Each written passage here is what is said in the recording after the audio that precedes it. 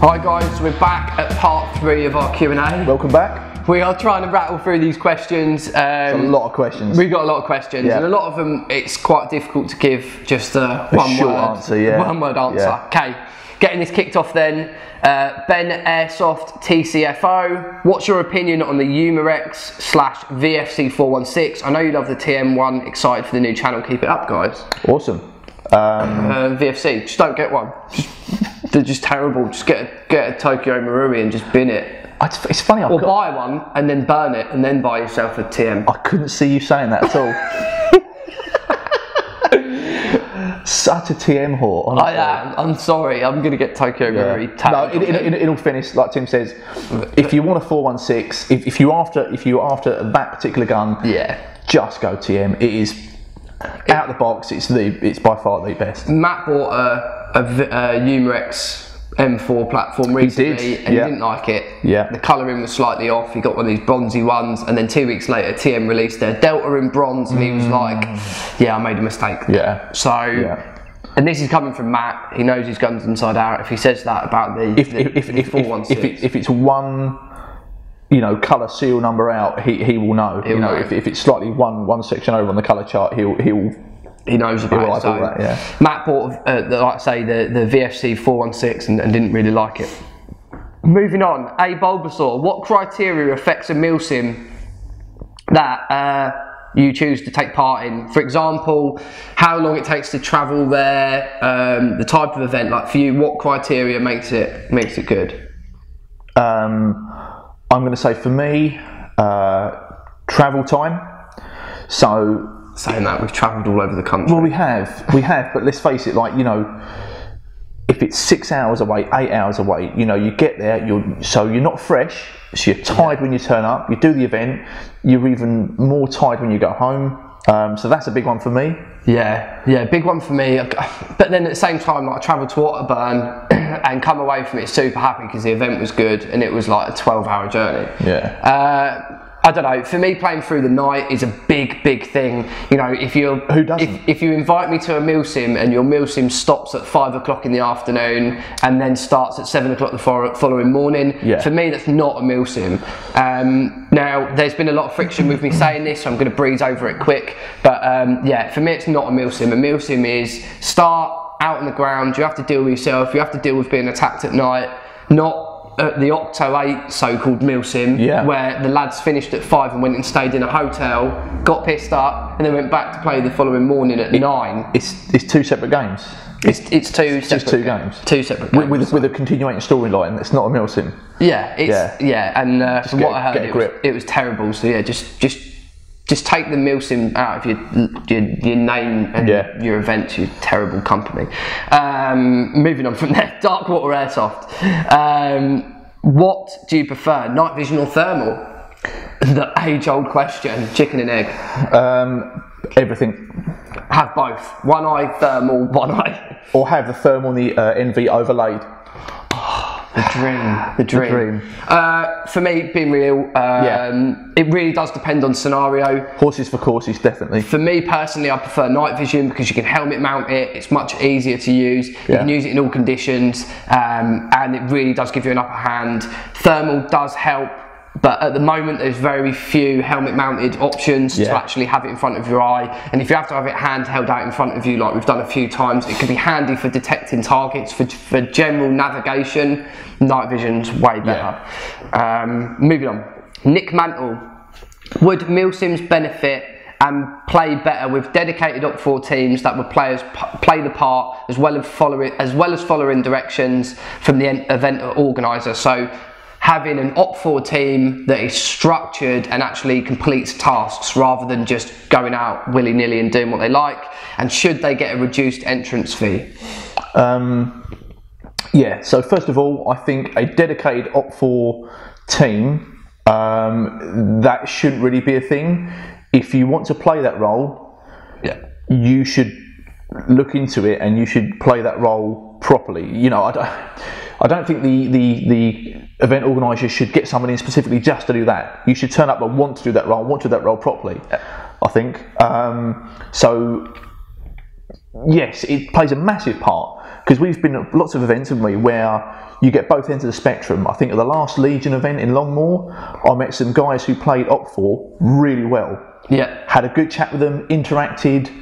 The whole role play thing was good. Yeah. Wasn't it? But then at the same time, on that same event, there were some guys who was, you know, just out and out arseholes. Like dicking me your kit. You know, like you tell them, give them a warning shot or whatever, and they'd still walk forward. If you were Civ Pop, you would not do that. Yeah, if someone started shooting at my feet with 5.56 and told me to get back, I'd be like, I've antagonised enough. I'm going to take some lead to the face. Yeah, I'm probably going to get out of it. Like this. Some people just don't, you know, look into the role that well. Should they get a reduced rate? No. Stop being so cheap. Pay the same price everyone else pays. Pay for being there at the Hands event. in pockets. Nick Mantle, from my experience playing OpFor, requires a better class of player with the right mindset. I wouldn't personally say a better class of player, but definitely mindset. Exactly what Richie was talking about. You know, you need to play OpFor with the mindset of, I'm here to do OpFor, and you know, you need to kind of fall into that role, whether it's kind of civilian based roles where you don't have a gun on you, and then when you do have your gun on you, you know, run that OpFor role properly. Moving on, big fella Brooksy, how big of a part does night vision play in a 24-hour event?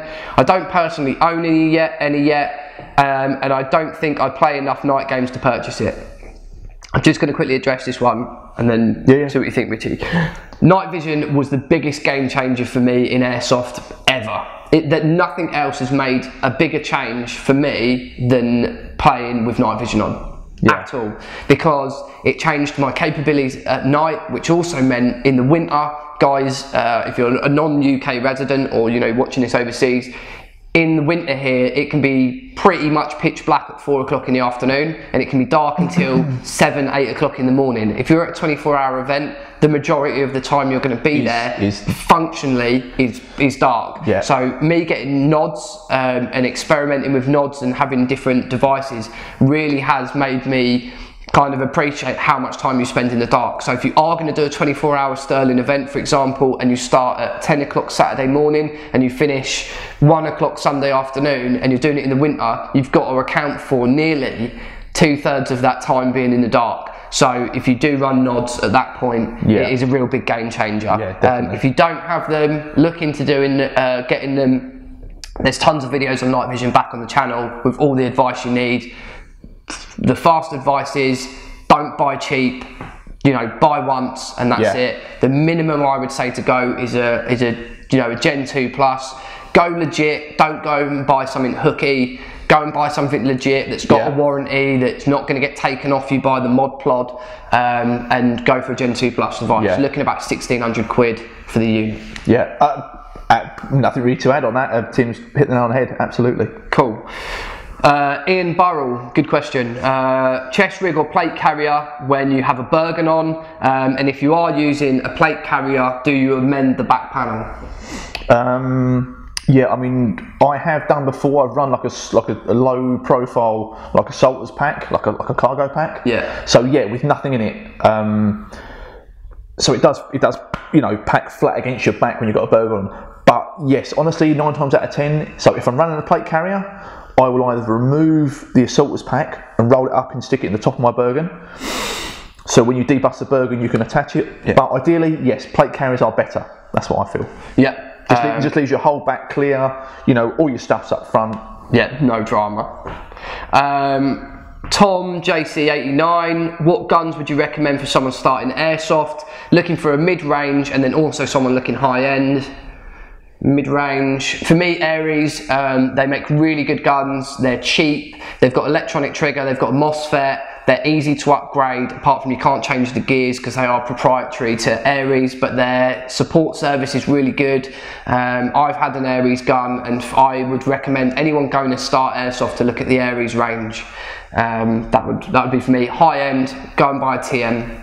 That's, you know, if you want something out of the box, get a TM. If you want to spend a bit more time, get something custom, do what Richie's done, and get a high-end quality gun that's got a good external build, and then, you know, the internals Soup up the internals. is as much or as little as you want to do. Yeah. Moving on, Mike Marden. Where do I get my hands on a Heresy patch? Predator. They're not made yet. No, not yet. Not yet. Yet. Okay, moving on.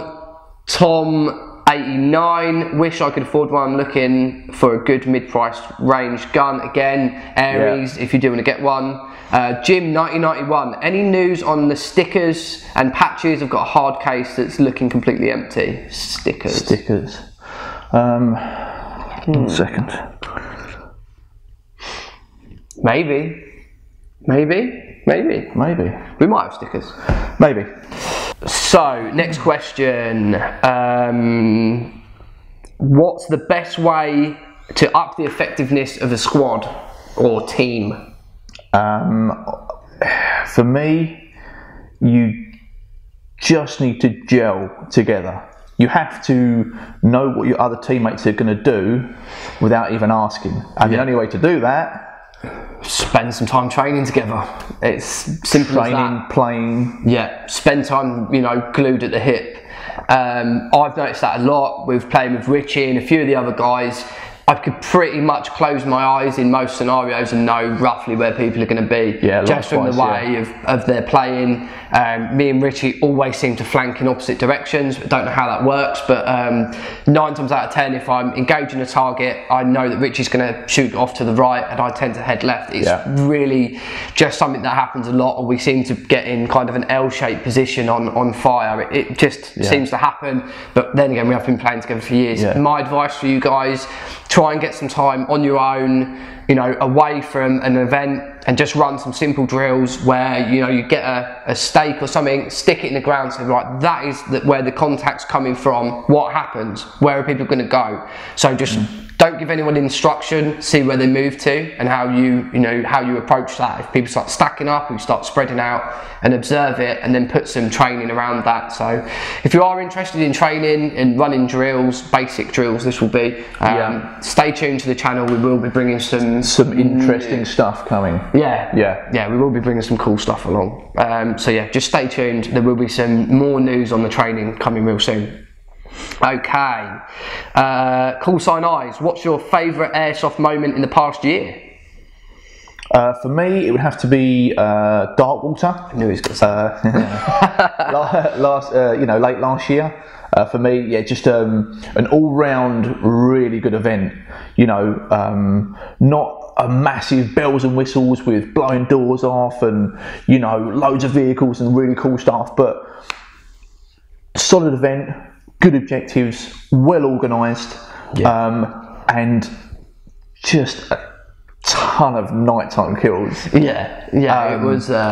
It makes me. I'm just thinking about it. It makes me so happy. It was just like we say. It was really good fun.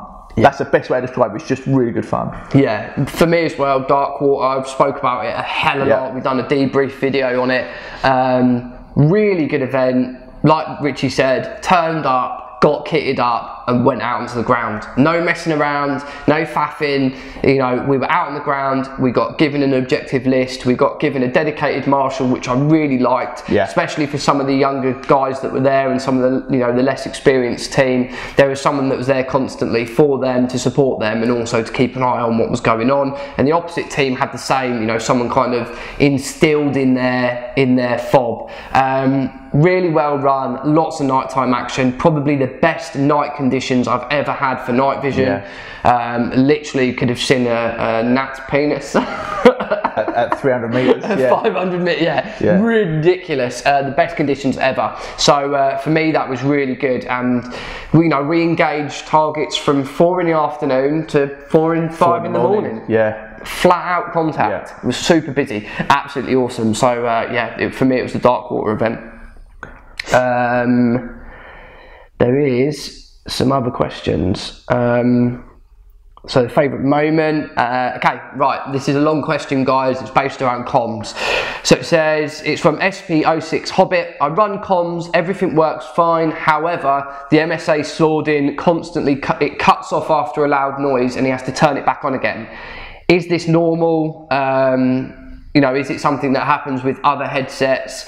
Can you recommend something that is not going to do that? So, you know, cut off after a loud bang, or a brand of headset. Are they supposed to do that? Yeah, well, you're supposed to have a decibel cut off. I can't think what the actual decibel level is, but they're supposed to cut off and then slowly bring the noise back in for the ambient listening. Right, okay. So it cuts it off a dangerous level, but you shouldn't have to turn them back on again. I think that's inherently a fault inside the headset. I have had it before, where it's either low battery or there is a problem inside the headset. As for a different headset, if you're going repro route, I'm going to say TCA. I opened I got a set of those, opened them up. Inside the circuit boards, the soldering just looked a bit better quality than the TRIs. Other than that, I believe you've got your hands on some Earmores. Yeah, I've got some Earmores. I think they're H32s. They I haven't tried them out too much. The plan is to definitely have a look at them over the next couple of days, but they look super good quality. I've tried them on, I've tried the cancelling on.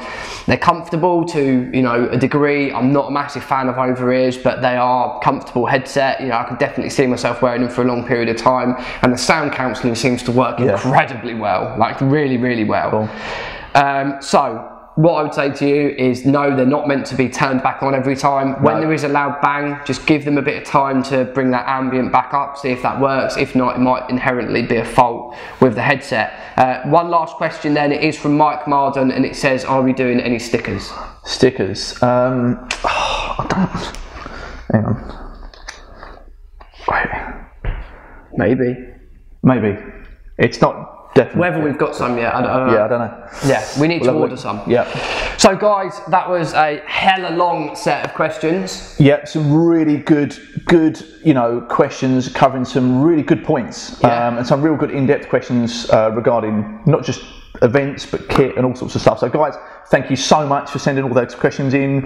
Yeah, had a ton of fun answering all your questions. Yeah, no, it's been awesome. So thank you so much. We will do another Q&A set of videos. Obviously, you can tell you guys it takes a long time to go through these. So we have got, you know, this video is going to be nigh on sort of 20 minutes. Yeah. And then we've got 2 other 10-minute videos. Loads of stuff in here. We are constantly live on Instagram. We will be live a lot more on YouTube over the coming months. So we will try and do one of these sessions live on YouTube, so you can answer everything. So we can answer all of your questions.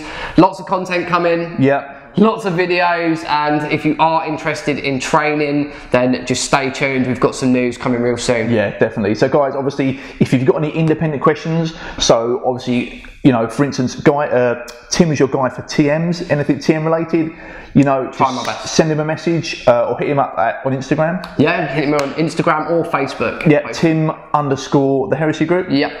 Likewise myself, if you're looking at anything for sort of like, I don't know, lids, comms, or anything you think I may be able to help with, Instagram, Richie_the Heresy group. We'll make sure all the links are in the description below. Thanks very much for watching, guys. And we'll see you all soon.